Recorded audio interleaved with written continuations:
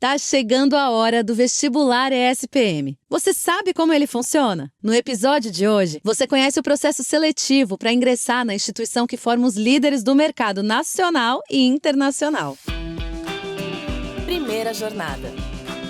Salve, salve, eu sou a Zá Coelho e esse é o Primeira Jornada, um programa papo reto feito pela ESPM que te ajuda a enfrentar os desafios da vida escolar e a refletir sobre o seu futuro profissional. Eu tô aqui para te acompanhar na descoberta desse universo de possibilidades e caminhos do mercado de trabalho. Com mais de 70 anos de tradição, a ESPM, a autoridade em marketing e inovação voltada para negócios, é uma das melhores instituições do país. Oferece cursos de graduação, bacharelado em administração, ciências de dados e negócios, ciências sociais e do consumo, cinema e audiovisual, comunicação e publicidade, design, direito, jornalismo e relações internacionais. E para te dar as dicas de como se sair bem em cada etapa do processo seletivo da instituição, a nossa conversa é com a Denilde, diretora acadêmica de graduação, negócios e tecnologia na ESPM.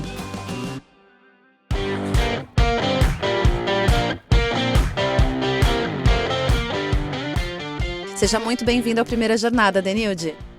O prazer é todo meu estar aqui com vocês. Vamos falar sobre como que funciona esse vestibular, né? Que é tão desejado, tão esperado. Conta pra gente, no geral mesmo, Denilde, quais são as etapas, o que se pode esperar dos candidatos em cada uma delas, pra gente ter uma noção inicial.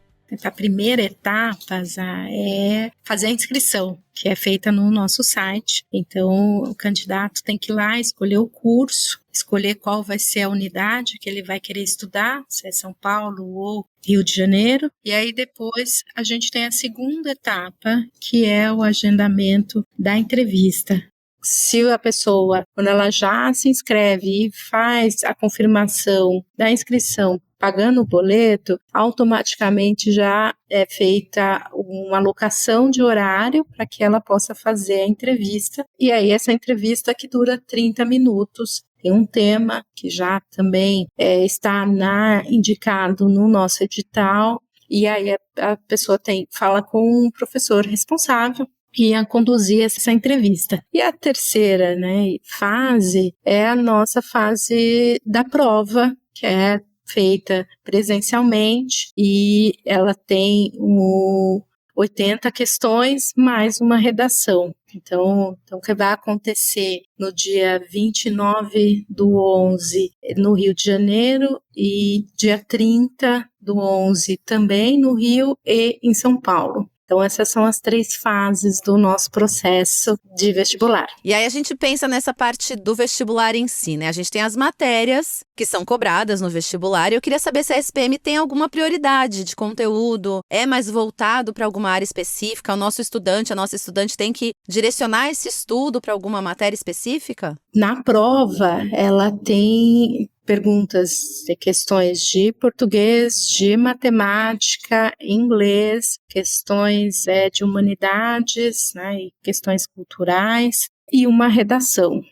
A redação tem um peso maior na pontuação geral do vestibular, e a preparação, as outras áreas, português, matemática, o que a gente foca é que a pessoa tenha os conhecimentos que se espera de alguém que esteja cursando o ensino médio e tenha uma formação nessas áreas. Então também colocado lá no edital tem todos os temas que entram e que acabam sendo questionados e colocados no vestibular. Uma forma de conhecer a prova é no nosso site ver as provas anteriores, que nós temos também divulgado. Então, aí a pessoa pode já entender qual é o estilo da prova, quais são os tipos de questões, como foram as outras redações, dos anos anteriores, dos processos anteriores. Então, isso é uma forma da pessoa conhecer mais o estilo da prova da ESPM. É super importante se familiarizar bastante, com cada estilo, porque cada lugar tem um viés, um olhar. E, Denilde, na etapa da entrevista que você comentou anteriormente, essa entrevista é online, né? E o que é avaliado nessa entrevista? Tem alguma dica para quem está ouvindo a gente se preparar para se sair bem nesse momento? Olha, tem um tema já, a pessoa já consegue saber qual é o tema, ela consegue saber quais são os principais elementos, as questões que estão norteando aquela temática, e o objetivo da entrevista é entender tanto competências comportamentais, competências de comunicação, capacidade de articulação de ideias e o uso de informações para além do que se considera senso comum sobre daquele tema. Então, quanto mais o nosso candidato conseguir demonstrar que olhou o material, que estudou aquela temática e consegue transmitir isso durante a entrevista, ele tem mais chance de ter uma boa pontuação nessa fase da entrevista. E as entrevistas, elas são conduzidas por profissionais, professores que conhecem o tema e que também criam essa conexão com a pessoa que está respondendo, né? Muitas pessoas, né, traz para nós que tem medo da entrevista, né? Porque é um momento de falar com alguém, né?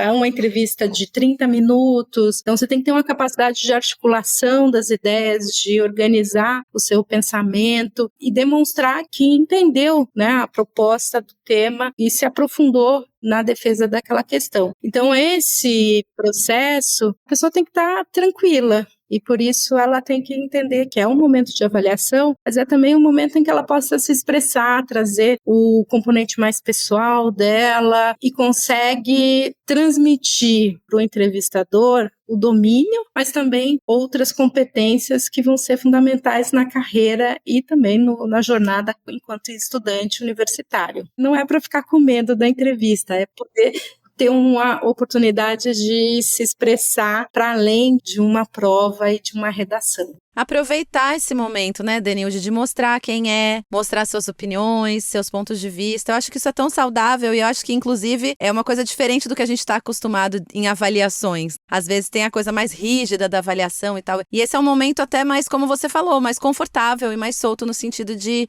poder mostrar quem você é, né? Isso é o objetivo da entrevista, quando a gente decidiu incluir essa etapa, foi para poder que o candidato se apresentar, ele conseguir ter um espaço em que ele possa ser ele mesmo nesse processo. Ele tem um conteúdo que ele precisa dominar, mas ele também pode trazer o que é dele mesmo e da capacidade que ele tem de se comunicar e conseguir transmitir ideias. Ótimo, aproveitem esse momento, gente. Bom, a gente vai fazer um intervalo rápido e volta já. Na ESPM, a inovação não é apenas um diferencial, é uma exigência. Um lugar onde celebramos o inusitado. Aqui, o aprendizado vai além da sala de aula. Vivemos experiências internacionais e aprimoramos habilidades além do tradicional. Criamos networking de verdade, sendo referência na produção de conhecimento. Juntos, vamos liderar o futuro, seja ele qual for. E aí, vem com a gente? ESPM, o inusitado em constante movimento.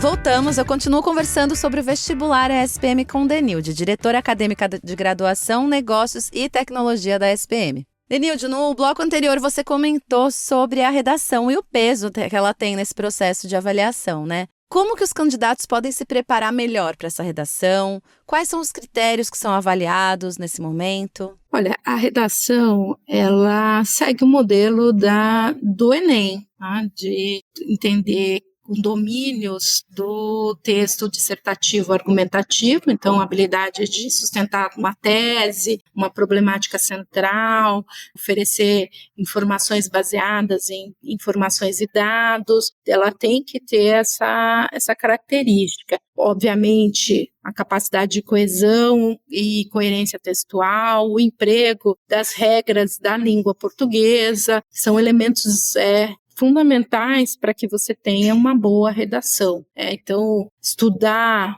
e ter informações que possa sustentar um texto argumentativo, dissertativo argumentativo, é bastante relevante para quem está fazendo a prova e fazendo a redação. E a redação, ela tem uma temática que acaba sendo uma temática muito atual para que a pessoa possa desenvolver o seu conhecimento, mas também possa expor suas ideias. Legal, então a gente pode se basear nessa estrutura do Enem, né, que já é mais conhecida, tem uma similaridade aí. Sim, tem uma similaridade, a gente segue o mesmo modelo. E quais você considera que são os principais erros que os candidatos podem cometer no vestibular SPM? E que dica que você daria aqui para quem está ouvindo de como evitar esses erros?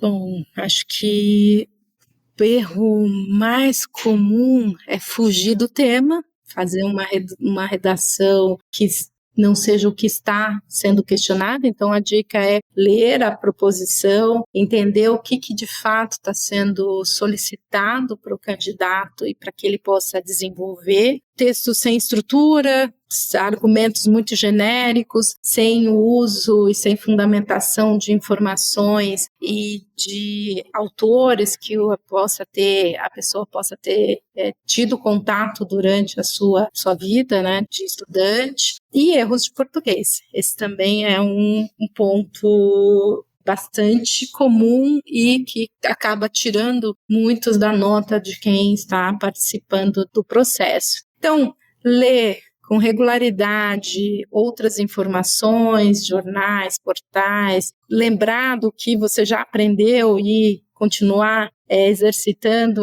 as informações que você aprendeu durante o seu ensino médio, praticar escrita semanalmente, isso vai gerando um estímulo e uma capacidade melhor de conseguir colocar na redação, de fato, as informações que você deseja colocar de forma coerente e clara para quem vai analisar e vai corrigir essa redação. Boas redações têm boa estrutura, bom vocabulário e boa argumentação. Legal, é criar repertório, né, Denilde? Quanto mais a gente lê, se informa, a gente vai criando também maneiras de se comunicar de uma forma melhor. Acho que isso é não só para esse momento, como para a vida, né? Serve para a vida. Sim, serve para a vida. Além desse processo tradicional, processo de vestibular, existe uma outra forma ou outras formas de quem está ouvindo a gente, do estudante, da estudante, ingressarem na SPM? Sim, existem. Existem o processo do Enem, as pessoas que têm pontuação do Enem podem apresentar, e aí também no nosso edital tem lá todas as regras para quem quer fazer via esse processo. E nós temos também os processos das acreditações internacionais, então aqueles alunos que fizeram IB, que fizeram outras provas internacionais, também podem utilizar as suas pontuações para entrar no processo seletivo e no vestibular. Tá, então a gente pode usar a nota do Enem, existem essas outras avaliações. Tem algum processo de bolsa também, não tem? Sim, o processo de bolsa, você pode fazer o pedido dessa bolsa, mas ele de fato só acontece depois que você passa no vestibular ou é aceito em um desses processos anteriores. Ah, legal. Então é um processo que é pós essa etapa, né? Você pode já fazer a solicitação. Só vai ser efetivado após a pessoa ser, de fato, aprovada no processo seletivo ou no vestibular. Ótimo.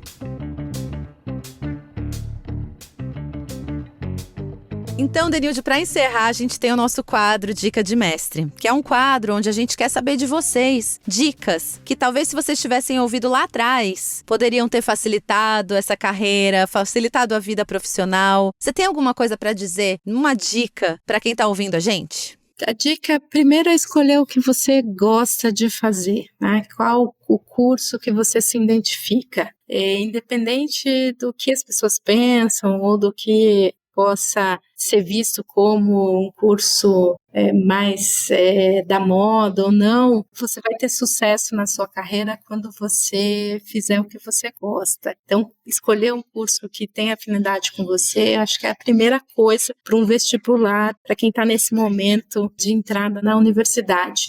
E depois, com relação ao processo do vestibular, ter calma no momento de fazer a prova, lembrar que você estudou antes, então tudo que você viu durante o ensino, os anos de estudo, isso tudo se reflete também no momento da prova. E aí a tranquilidade e se ler cada uma das questões, se debruçar, fazer com calma, com certeza vai ser fundamental para você também ir bem no processo como um todo. E finalmente, quando você estiver na SPM, você vai aí poder explorar uma série de atividades, tem muita coisa acontecendo, muitos projetos, e aí entrar de cabeça e viver esses anos que a gente sempre coloca que serão os melhores anos da sua vida. Vão várias dicas, mas essa final ela é bem... dá um entusiasmo, né, para quem tá ouvindo a gente, porque eu acho que é tanta coisa de ansiedade, de tensão, mas é muito bom saber que depois você pode chegar num lugar, ser bem recebido e, como você falou, passar anos incríveis de aprendizado, de conexão com pessoas, então isso é muito positivo e otimista, né? Isso, acho que é isso. A gente precisa entender que é uma fase de muita apreensão, mas que quando você passa por ela, você se recorda muito bem e feliz por ter passado. Denilde, te agradeço muito pelo papo, acho que foi muito esclarecedor e quem está interessado aí em entrar nesse vestibular já se organiza, que tem muita dica boa por aqui. Obrigada, viu? Eu que agradeço.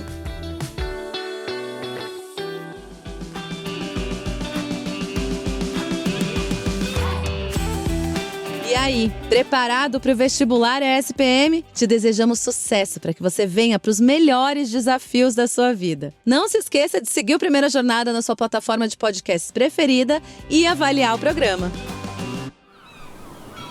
Este podcast foi editado pela Maremoto.